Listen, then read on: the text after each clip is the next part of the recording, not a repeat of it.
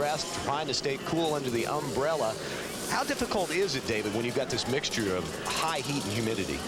It's tough, you know, and the riders that are from back east, a guy like John Dowd, for instance, would probably be a little more used to it. I know I was from being from Virginia. I'd get to the airport in Atlanta, and a lot of the riders would be, you know, going, man, I can't believe how hot it is here. And I'd always kind of play it up a little bit and go, oh, you should have been here, you know, last week. It's even hotter. So you do play some mind games out there on the line. And here's Damon Bradshaw, who's just back, and you got to wonder how his shape is going to be for today. Well, he keeps saying that he gets tired towards the end of the moto, and he's going to get tested today because here's a Supercross-style track, but it's a little bit muddy because it's been raining a little bit on and off, which makes it even tougher. So. Well, there the signboard goes down. Everybody waiting at the line, and you can see the mud right there on the start. The gate drops. Let's see who gets the hole shot. And there they go through the first turn. Jeremy McGrath looked like he was off to a pretty good start, but it was number 78, Jean-Sebastian Roy, who got the whole shot. And look at that. James Dobb going down to the first turn. I couldn't identify the other rider, but Greg Albertine off with a hole shot. Well, Albertine got around. I thought Roy had the hole shot. In fact, he might have been first through the first turn. And there you see him riding in the back. But Albertine off to a great start, one of his better starts of the year. Of course, well, I guess I shouldn't say that. The first moto out of the box at Gainesville, he grabbed the whole shot and led almost the whole way before Lorocco came back to beat him.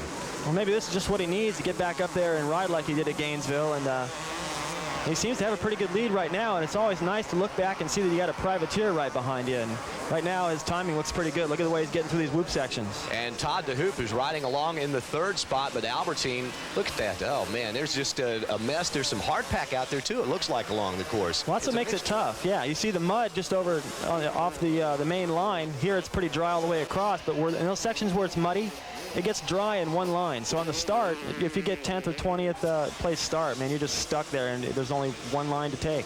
What happens, though, if you miss the line? You get off that hard pack and hit that mud. Look at Jeremy. Jeremy now makes the move around Roy, and Jeremy is moved into second place. Todd DeHoop comes through. And look, Damon Bradshaw also getting a top 5 start. He's off to a good start. But getting back to my question, you're going from some hard pack into the mud.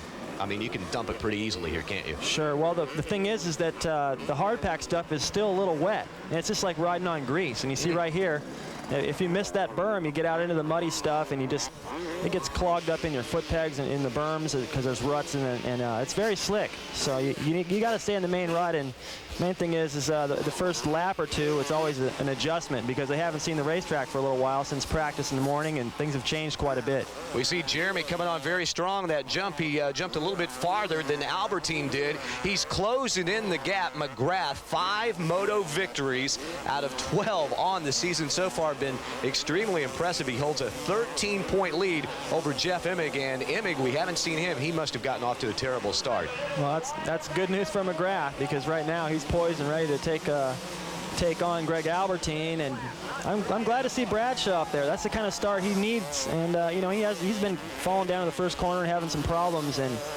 I'd sure like to get him up there, but there you see some of that one-line situation all the way down this straightaway. If they were to go to the right there, it's just soup, so it makes it tough to pass in some areas. There you get a good look at third place. That's Jean-Sebastian Roy, a privateer. And, man, this young man's got to feel very good right now, off to a great start. That's got to be good, but Larry Ward, Lorocco right back there, DeHoop, these guys they're coming next. So I think for him to just try to be patient and just ride calm, not let the whole adrenaline of the situation and being up there watching McGrath and Albertine do battle are starting to pull away a little bit from him, which would be expected. But this is a good ride so far for Roy.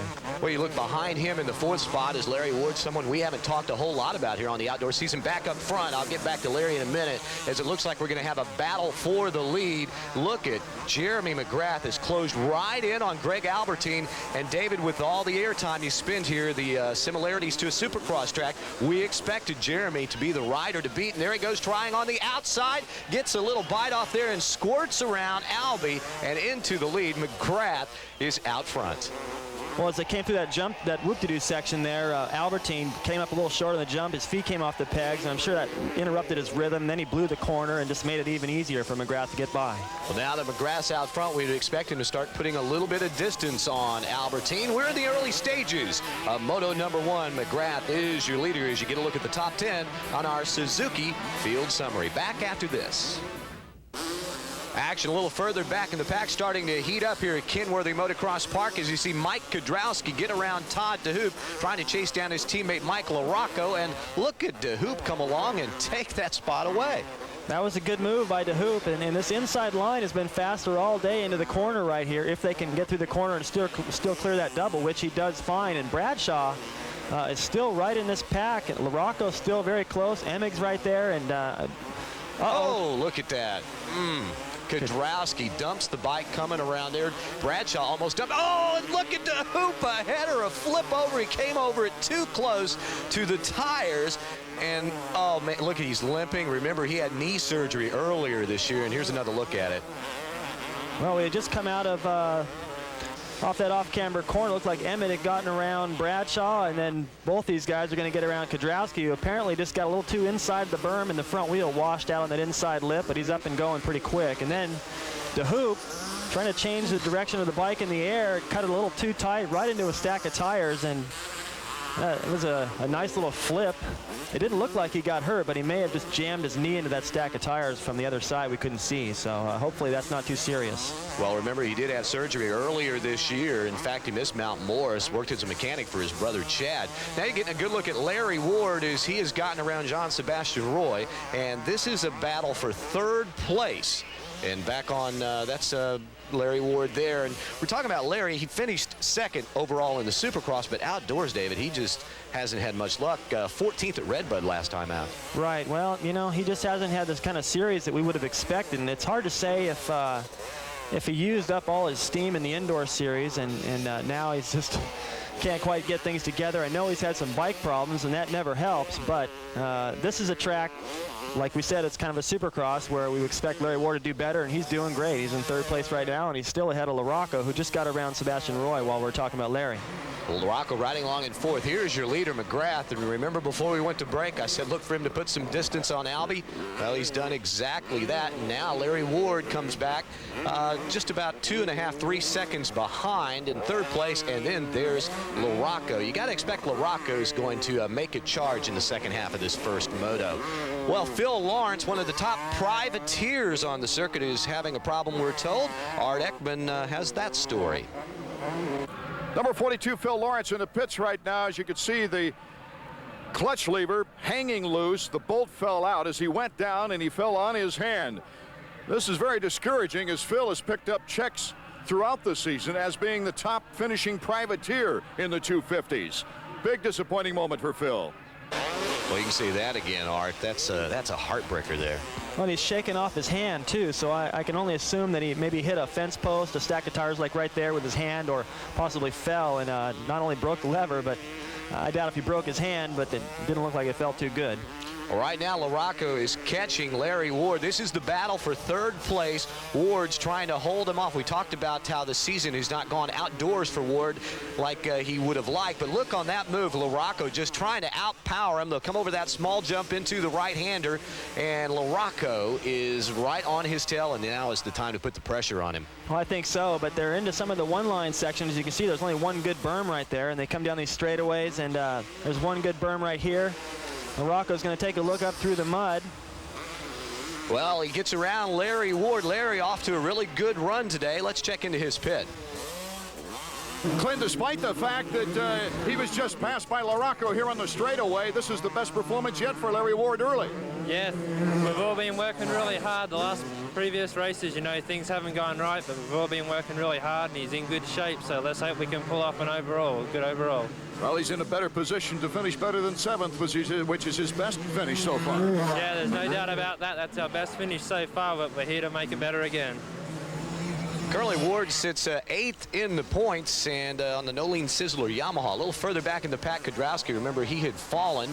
He is back up and on his way again. Of course, it was just a light fall, I guess you could say, but he's battling right now with Damon Bradshaw. Well, remember, Bradshaw got by him when he was on the ground, so Kudrowski recouped pretty good and has gotten back around Damon, and he's still right in tow with Jeff Emig. So Kudrowski's obviously running the faster pace of these three riders. Well, this is 5th, 6th, and 7th, and Jeff Emig, after getting off to not exactly a great start, is starting to make a charge as we near the second half of Moto number 1. McGrath is still your leader as you take a look at the top 10 on the Suzuki Field Summary. ESPN Speed World welcomes you back to coverage of the AMA 250cc Outdoor Motocross Series, Kenworthy Motocross Park, Troy, Ohio. This is the battle for 5th place. Mike Kudrowski on the Kawasaki number 7, trying to chase down the Yamaha of Jeff Emig. And Emig not off to a great start, but he's worked his way into the top 5, and Art Ekman is in his pit. Taking away from the chatter on the phone, Steve, what are they saying on those phones? Oh, we were just taking some times of McGrath and Emig and just seeing what the difference was. And Jeff's back there in 5th or something. He still has a chance to catch up. Well, it's a tough way to start, though, especially when you want to battle in the points to get out of the gate about 9th or 10th or 11th. Yeah, he was 11th, and yeah, right now with McGrath up there in front, that's quite a few points. So well, we'll just have to keep going and see what happens. I wonder what will happen. Well, Emig has definitely got pressure from Kudrowski, but now he's got Larry Ward in his sights, so maybe he could put Larry Ward between him and get away clean. Well, right now he's trying to get right on the rear wheel of Larry Ward, and he's doing a pretty good job of exerting some pressure. Both Yamahas, but you've got the Nolene Sizzler bike that Ward rides, and look at that drive by Emig on that jump. That's the way you get it done. And look at Larry Ward. He's just trail riding. He just he took his arm off the handlebar, so he's got problems. He didn't even put up a challenge at all. He let both these guys by. Kudrowski and Emig get by. That means that Emig has now taken over the 4th spot. Kudrowski has moved up to 5th, and Larry Ward has faded back. I saw him shaking that left hand. I wonder if he's starting to pump up, or if he did something to his wrist. I saw that in the opening round at Gainesville, too. As he went around one of the back sections, and he was getting passed by one of the riders. He looked over like he didn't even bother him. Just go ahead, and he shook his arm. So I don't know. You see now Damon Bradshaw's gotten around Larry Ward. So Ward, definitely something amiss with him as he is dropping back in the pack. But there you get a look at Emig, who's trying to make his charge toward the front. He is in a position now where he trails McGrath in the championship standings by 13 points. And Jeremy's out front right now, so Emig has a lot of catching up to do. Right, I was just going to say, these are the two guys, Emig and McGrath, that are really the only ones in contention for the title. I mean, it's not mathematically impossible for anyone else to get in there, but it does seem to be between these two guys. And with Jeremy leading this race, you know, Emig, at 13 points is not much, but as soon as that starts to grow in a moto like this, it becomes more of a panic for Emig, and he's got to get on the stick, because you can see right there, Albertine is still pretty close to Jeremy. Well, we're in the lapping process right now. Jeremy just getting by the 47 bike. That's Kevin Krein, another one of the independents who's had some pretty good runs this year. But Jeremy McGrath, not just good runs, folks. He's had some great runs. 12 motos this season. He has 5 victories, and it kind of makes you wonder what Jeremy is going to do next. He's always been a little bit on the wild side, and a little something different this weekend. Here's Art. Jeremy, you like to be different as much as any guy I know. Another do for the occasion. Take your hat off. Show the fans. Oh, well, you know, it's something new. It's red. Ride red, you know, something new. I don't know. It's something different. Trying to be different. I think people get tired of the same old stuff. At least you do. Well, I know I do. So why wouldn't they? Great. Hey, David, question for you. What would Brock Glover and the other guys said if you, like, showed up at the track and changed your hair color? Well, they probably wouldn't have said anything. They just wanted to beat me that much more. I don't know. He apparently has way too much time on his hands. I didn't have time to worry about how I looked, and I guess maybe he's trying to be like Dennis Rodman or something and get things stirred up a little bit. But, you know, I think maybe to try something different, maybe he should just take off last and see if he can still win. Everyone's getting tired of seeing him win every week, that's for sure. Well, you know, I was going to say, he's kind of made things a little bit boring. As good as he's gotten on the outdoor series, he's just trying to make it exciting for the people. Sure, and he is, you know, I mean, he has a different way of going about it, and you got to hand it to him, though. I mean, people didn't think he would do that well outdoors, and he proved last year he had the speed to get up there and run in the lead. He just didn't have the fitness, and this year he has the fitness as well, and he's leading the championship, and can't take anything away. Kid's awesome. No, yeah, awesome, I think, is a good term. And it's going to take an awesome amount of riding for this man on the number 1, the Kawasaki, the defending champion, Mike Lorocco, to catch up. You could see Albertine's running along in 2nd place, and just a few moments ago you saw the separation. He has a long way to go if he's going to get toward the front to make a challenge. Well, Lorocco can do it. He's just the man for the job. Anytime it looks impossible, Lorocco is, that's when he's strong. Well, we're winding down in Moto number 1. There's a look at the top 10 on our Suzuki Field Summary. Back with more after this. Jeff Emig trying to make his charge now, trying to pick up every position he can here at Kenworthy Motocross Park. And oh, look at that, Greg Albertine loses it, and Lorocco finally finds a way to catch him, get around, and move into second place. But Emig has to pick up every position he can, David, just for points. Well, that's good news because these guys just slowed up the pace quite a bit, and that's going to allow Emig to catch up somewhat and maybe have a little more inspiration seeing how close he is to him. And, you know, you can see that one-line situation there where as Albertine dumped it in that corner, there was no room on the inside for Lorocco to get by. He already drifted too wide. He had to go over the berm and ride through all that mud. So both these guys lost a lot of time right there. Albertine, the three-time world champion, 250 championships, I should say, for the world in the 125, thrown in there for good measure, and look, just dumping it right there. Emig was way back, but he has caught up in a hurry. But I don't think anybody's going to catch this man. Jeremy McGrath, the true red-haired Red Rider for today. Well, he's got a big lead right now, and he's just cruising. He's not riding a very fast pace at all, and that's the luxury you have when you get out to a good start and ride as aggressive as he does. You know, typically in the beginning of the race, he pulls out to a 15 or 20-second lead, and he can afford to ride around and cruise. And I don't think he has any threat from these guys. I mean, the battle these guys are having, as hot as it is, it's got to be very taxing. And for Jeremy right now, he's just conserving energy for the second moto.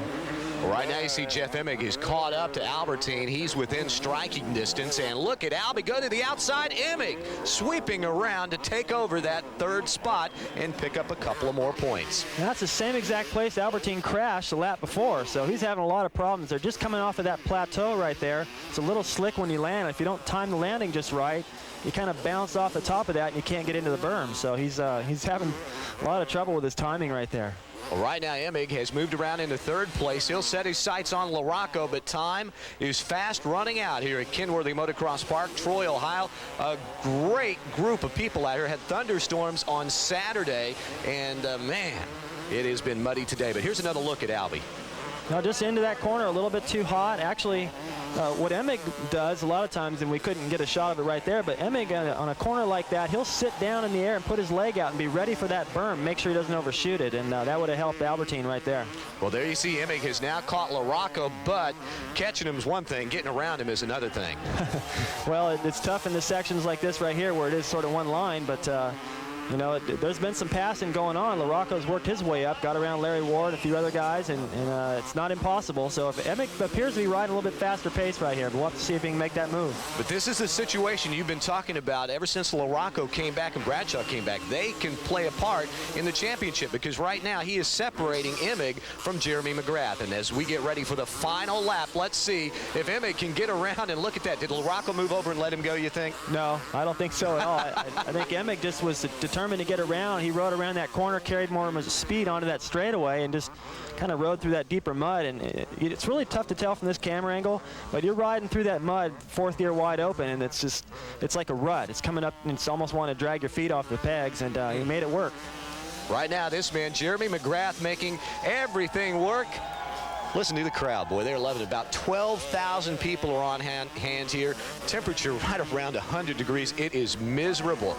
Look at him cheering on Jeremy McGrath, who's on his way, if he doesn't dump it, going to win his 6th moto of the season out of 13. A very impressive record so far, and right about now he could almost walk it over. There's the checkered flag. McGrath has come away with the victory in moto number 1. Jeff Emig is second, followed by Mike Lorocco in third, Greg Albertine fourth, and Mike Kudrowski is fifth. And as you take a look at the rest of the top 10, a good run for John Dowd, and look at Roy finishing ninth. Art Ekman is caught up with the winner.